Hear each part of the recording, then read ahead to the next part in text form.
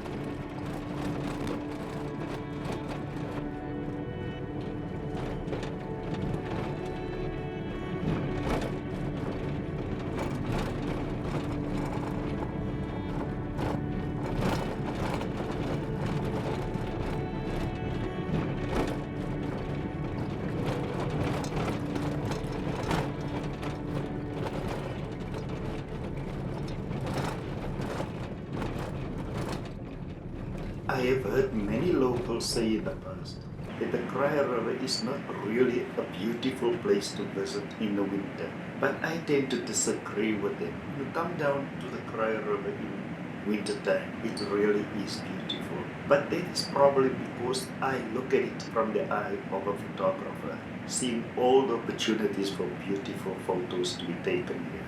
I have also heard many people say in the past that the Kraai River is not a beautiful place to take wedding photos.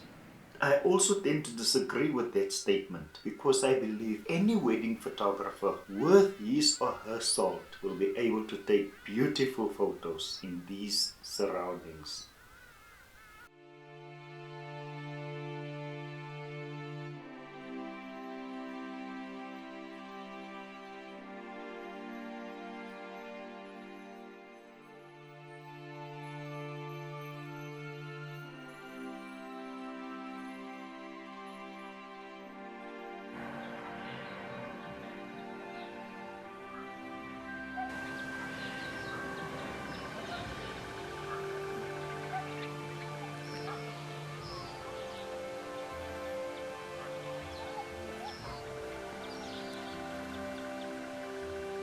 Even though it might look like a bad day at the Kraai River, it is actually quite a warm day, even though it is overcast and with a strong breeze blowing, as you can see, looking at the ripples in the water.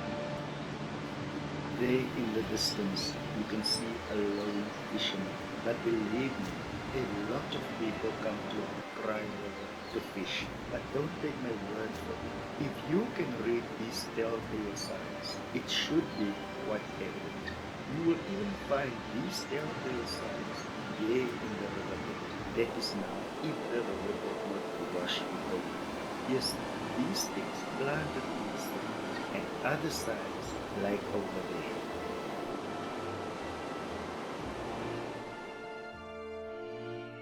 But before I continue, allow me to take you on a trip through our countryside. Yes, I know, it's the in thing to do it with a drone nowadays, but you are not going to fly when you come here, are you? The best way to experience the countryside and its beauty is by road trip. But don't be a fool and drive along our roads at high speed. There is so much you will miss. And if you are lucky, I don't promise anything, if you are lucky, you might just see some of these animals as you drive along. But please, please, please, don't pick up our tablets and take it. It's against the law.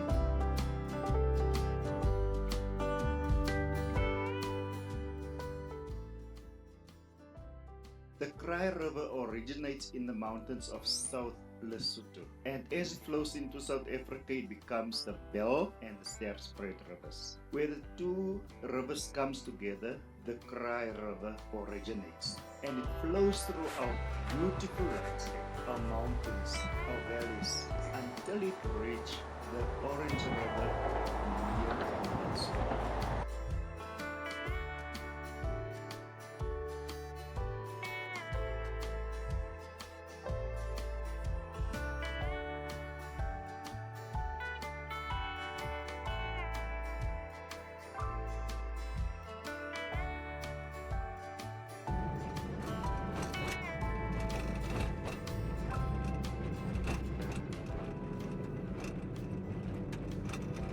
Have you ever looked for something without even realizing that you already found it? As you saw in the beginning, I was looking for a gravesite of a people who was buried at the time of the Anglo-Boer War.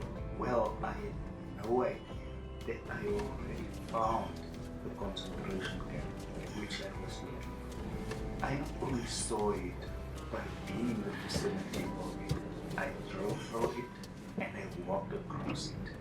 Oh, look here, I am driving through it. A few years ago, I walked on the grounds of the concentration camp without even knowing that it existed. And recently, I took a piece of video of it without even knowing it. Let me show you. When I was taking this piece of video, I did not even realize or knew that I was recording the concentration camp grounds or part of it. The problem is that there is nothing that hints at the fact that it is the concentration camp grounds. There is also nothing that tells you that there's a gravesite nearby from the time of the Second Anglo-Boer War. And look at it, this nest is lying on what was part of the concentration camps grounds. This is our nature reserve, something we should be proud of, something we should care for, something we should actually do a lot more not only to improve and create facilities inside it for visitors, but improve the surroundings. For example, by planting trees that are indigenous to our area. I am sure that no visitor to the nature reserve would want to see the road running alongside it from inside the nature reserve. However, a few years ago, I heard something that really disturbed me. But have a look at something first, as it will give you a better idea as to why I was so disturbed when I heard it. And I did not hear it secondhand. I heard it directly from the horse's mouth, as a matter of speaking. I am sure that some of you by now have asked, why is it jumping around so much? Well, there is a reason to this apparent madness of mine. But I'm sure that some of you has already forgotten about my apparent jumping around as you watch these videos. Revolting, disgusting. But I'm sure some of you has already stripped the moor, or your moor meter is running high in the rain. Believe me, that is how I feel every time I see something like this.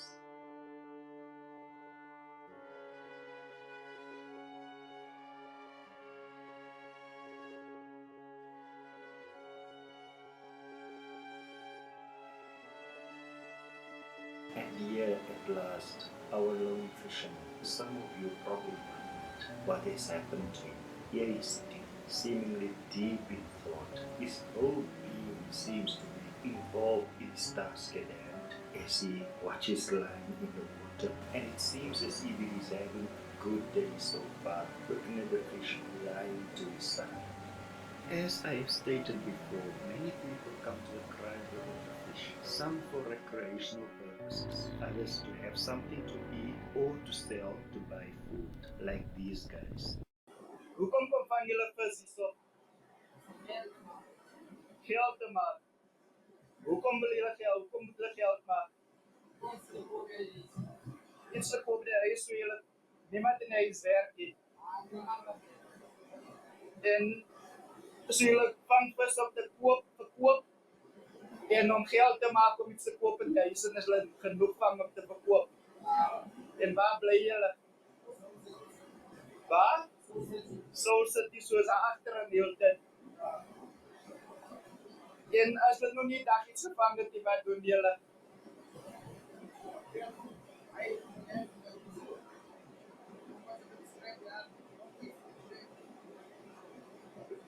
Net om iets te kry te verkoop, die eet in die huis in. En soek julle werk, maar julle kry nie werk nie. Hoekom nie?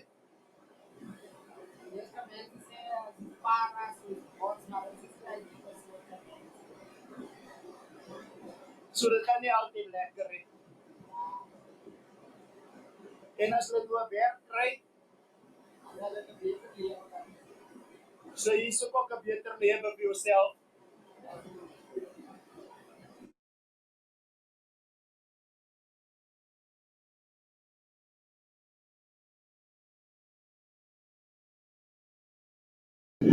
Ek is so moeg.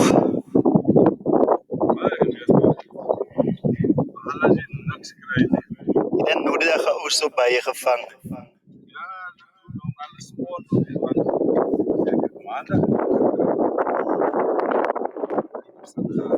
Many people come to this river to fish, especially in families where the families are dependent on government grants. But we know how little that money is. And when it runs out, they have to get some food or they have to get some money to buy food in the house. That brings up another question. As we heard earlier, the one guy said earlier in the week, he caught a lot of fish with eggs, which means just one thing. Fishing season is over. And if we do catch some fish, we have to put the fish back in the water. But as you can see, it is not done. And that is against the law.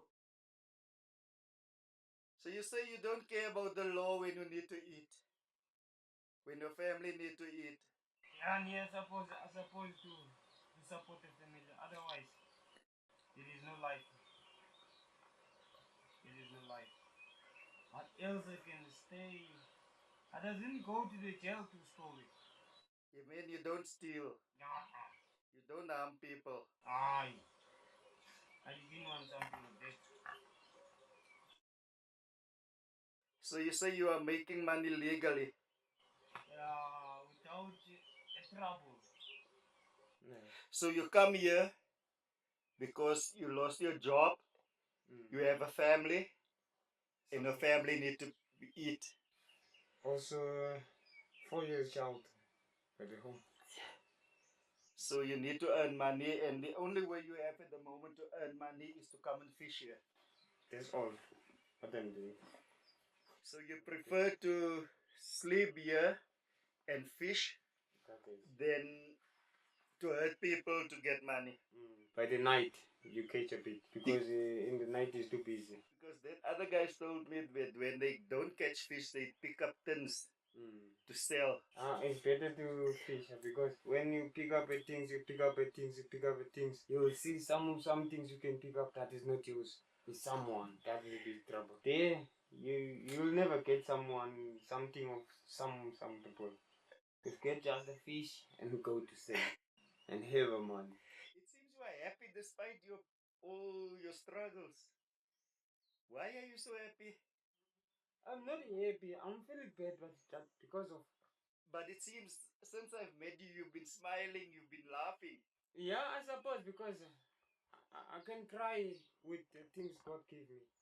I'm supposed to be happy because of when I will be crying and I will be that it doesn't you'll never get some. So it doesn't help if you cry. It's better than it's as long you live just like a good other is better than. And when I'm trying to do this, I still will be going forward because now I've got 2 liters from the last week. I buy two of 2 liters. Yesterday I buy of this three now 2 liters of fish oil. And I buy spice also. In the end, when I see the fridge is full of fish, I'm gonna stay with the home and cooking the fish and then sell it also. That's what I'm saying.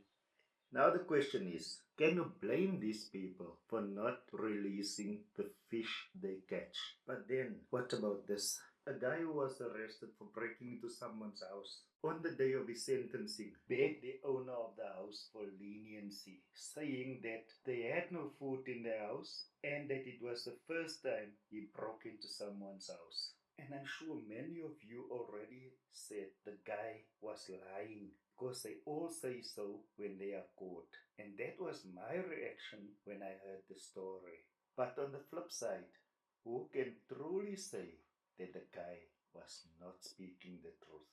Desperation can truly be a tender trap. And this now begs for another question to be asked. Making a video about the Kraai River just would not be complete without touching on the historical events that took place on the bank of the river. And that is the concentration camp that was established here during the Anglo-Boer War. I already spoke about the grave sites that were or still is on the bank of the river. Well, the bodies have been exhumed and moved. This is where the remains of the Boers who died in the concentration camp were reburied. And this is where the British soldiers who died during the Anglo-Boer War were reburied. This is where I was told by people working at arts and culture and at the municipality in Maletswai that I would find the graves of the black people who was reburied year after they were exhumed from the original gravesite at the river. Unfortunately, I only found the graves of freedom fighters in this memorial. In the beginning, I stated that good conditions prevailed in the Aliwal North concentration camp. This, however, changed after 27 July 1901. The camp was raided by a few Boers. Relatively few of the inmates, however, rejoined the commando. Mr. V. Kraai, the camp superintendent, however, at the time was taken hostage. After that, the situation in the camp changed. The camp had 4,600 men, women, and children. When the Ladies' Commission visited the camp in June 1901, they reported to Captain Trollope that the camp looked scruffy. No action was, however, taken. When Dr. Pratt Yule inspected the camp in August, he was critical about the conditions in the camp. Mr. Kraai at the time was also not living in the camp but in Aliwal North, and supervision of the camp was therefore very poor. The head office sent Roy Hurley to come and investigate the camp.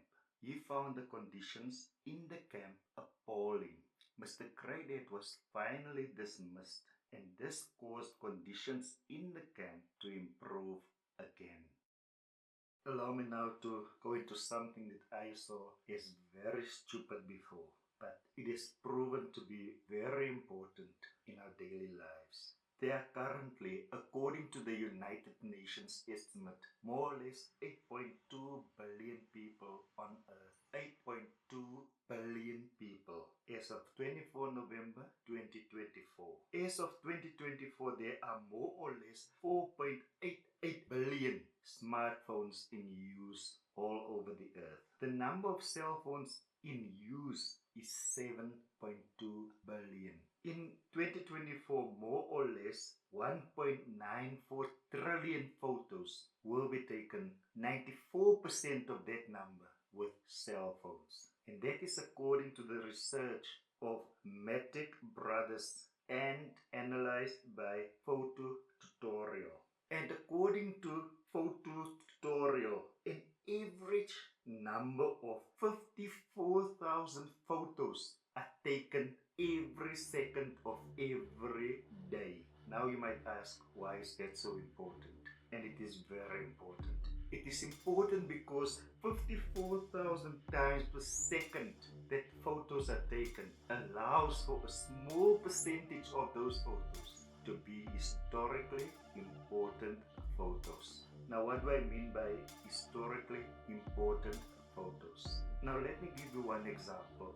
Thinking about it now, I can't help but to wonder how many people in Aliwal North at the time. Maletswai now, remember the F&B building, a beautiful sandstone building that stood proudly with the other sandstone buildings in the town. Now it's gone. I don't call and I refuse to call that monstrosity standing in the main street in Maletswai the F&B building. Not that monstrosity that is standing there.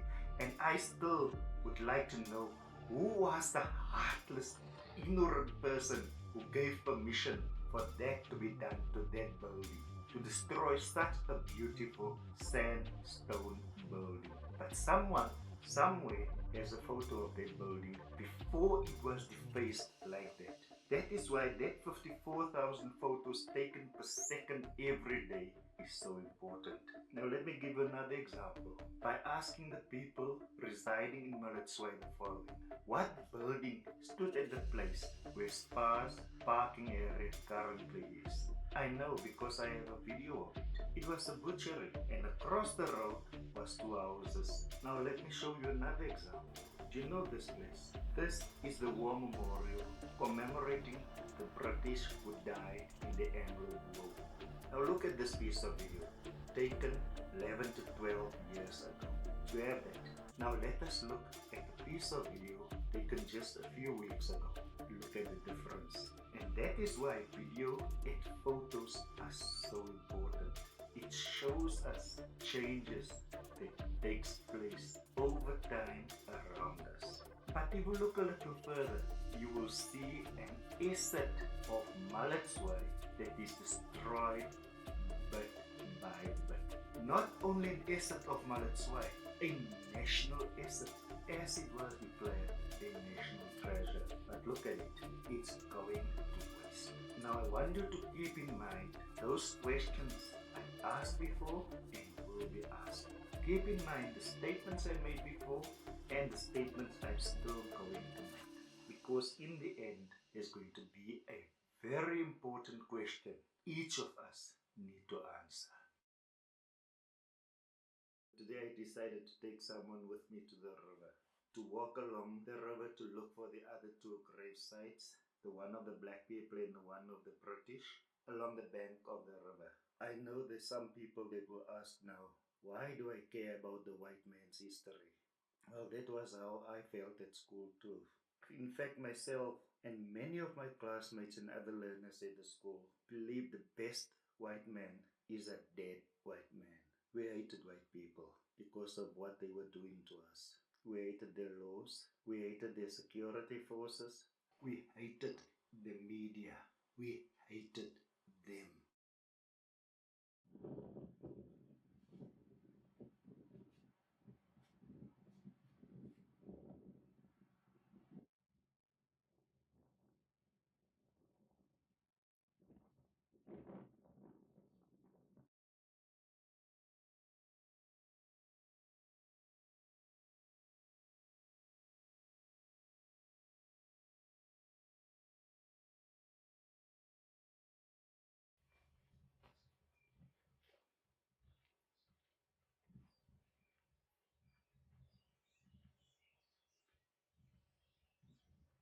I just came from the memorial site of the Second Anglo-Boer War.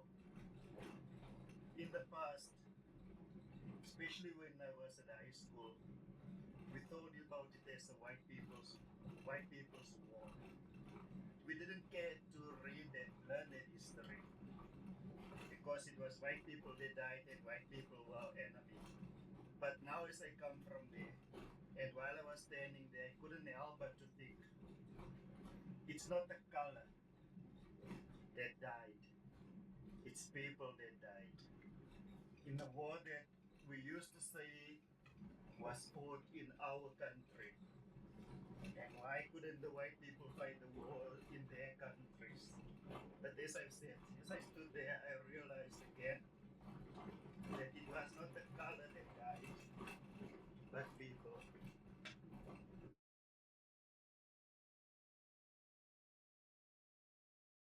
Another underappreciated asset in our town is our nature reserve. And we'll see now why I say it is underappreciated. And believe me, for a few years after I moved here, I did not even know this town had a nature reserve. Just as I did not know that there was a river called the Kraai River that flows past it, and that it was tributary of the Orange River. The only tributaries of the Orange River I ever read about in our geography textbooks was the Caledon and the Vaal rivers. I am sure in the hands of the right developer, it can become valuable assets for Maletswai. That is why I was so disappointed a few years back when I heard something. And even today, what I heard do not sit well with me. And I did not hear it secondhand. I heard it directly from the horse's mouth, so to speak. Having come to Aliwal North many years before I moved here, and even after I moved here, it took me years to find out that there was a Kraai River. And on visiting the Kraai River a few times, I noticed things that made me wonder, why are they a local tourism office? What is their function supposed to be? What do they do for the town? Because I saw people swimming in the river. I saw people on canoes in the river. I heard people now and again going onto the water with jet skis and rubber ducks. Just think about the possibilities. Just think about the motorbike course that motorbike riders have created riding around the area of the river. And I also saw a four-wheel buggy driving the same course. Just imagine the possibilities. But without foresight, those possibilities will never be realized. Remember all those questions I asked before? Remember all those statements I made before? I hope you can see now where I was going. That my jumping around was not for naught.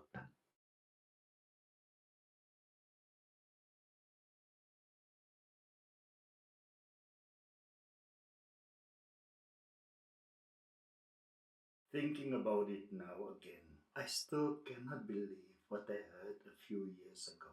A former town councillor actually made a proposal that the animals in the nature reserve should be sold and that the nature reserve should be used to build houses for middle income people. This was to allow the municipality who did not have money to earn income through services and, of course, rates and tax. Today, I still have a few problems with such a proposal. Apart from a piece of land currently used as a protected natural area, which is something we need, just imagine what would happen to the river with so many people living in such close proximity to it. There is already a problem with pollution in the area of the river, especially in the summertime when more people come to the river, leaving plastics, styrofoam containers, bottles, and such behind.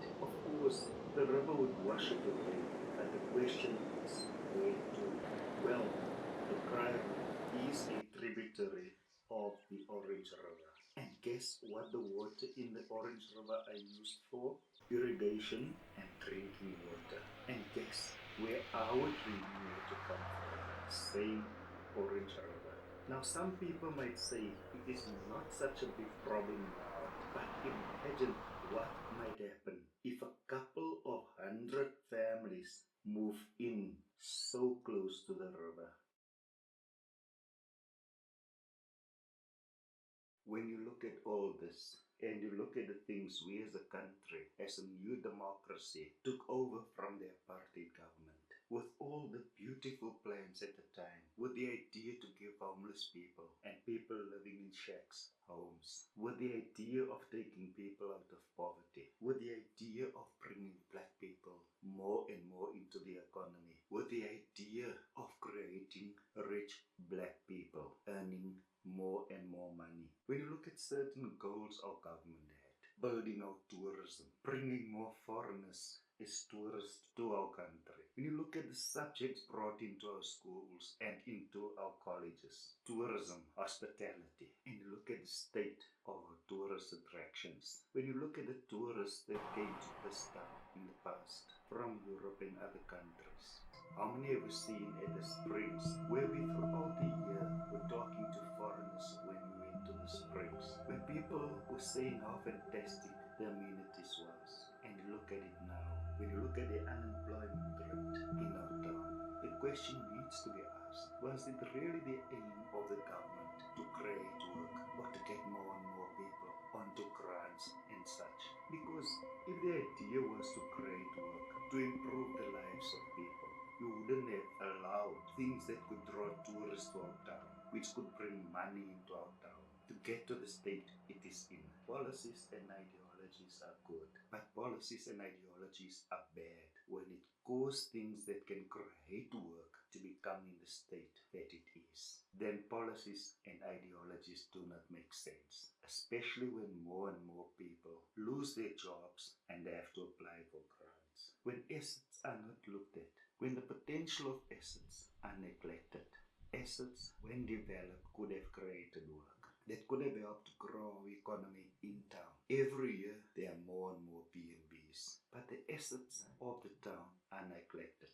Assets in which visitors to our town in the past lived in, where our own people would spend part of December in relaxing in the springs. And then another question needs to be asked. Was it worthwhile enriching some while the rest of the people you said you wanted to help became poorer? Was it worth it?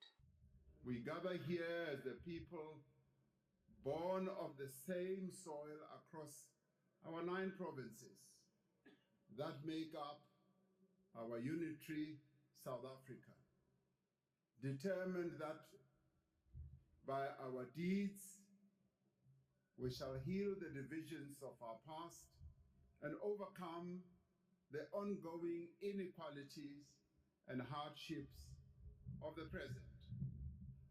We declare to all to know that neither discord nor dissent shall cause us to cast aside that which calls us to build a united, free, just, equal, and prosperous nation. I am sure that most South Africans who care to listen have heard these words before in some form or the other. And many South Africans can still today bear witness to the fact that not much has changed, as more and more of our people have become poorer and poorer, depending on government grants in some way or the other.